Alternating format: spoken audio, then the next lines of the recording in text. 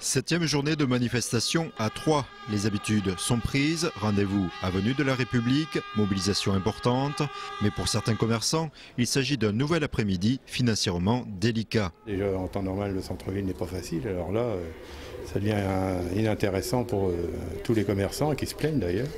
Nous, il n'y a pas que le tabac, hein, c'est le commerce surtout de petites meubles-teries, de choses, de stylos et tout. Et ça, c'est bloqué par la situation, quoi.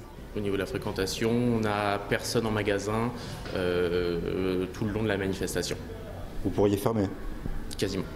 D'après les commerçants rencontrés, les clients décalent leur achat ou évitent le centre-ville en raison des perturbations engendrées par les manifestants. Ça s'équilibre sur un mois, donc sur le mois ça ne se voit pas. Sur les journées de manifestation, ça se voit un peu plus.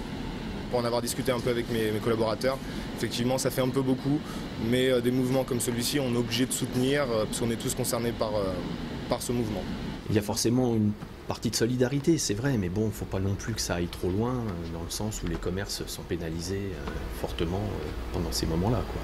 D'autres profitent tout de même de cet afflux de passage devant leur enseigne. Certains manifestants qui n'ont pas pu déjeuner avant justement et donc qui en profitent pour venir justement manger chez nous sandwich, enfin tout ce que l'on commande, quoi. On prévoit plus de personnel à ce moment-là en fait. On prévoit un créneau horaire à partir du début de la manifestation jusqu'à la fin. À chaque coup, on était plein et ça s'est bien passé.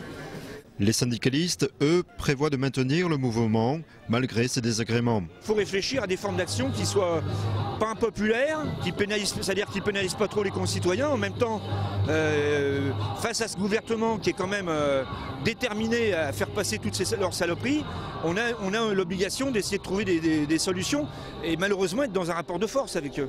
Le fait de ramener autant de monde dans le centre-ville à un moment donné, ça devrait provoquer plus de monde dans les magasins. Faut se poser l'autre question.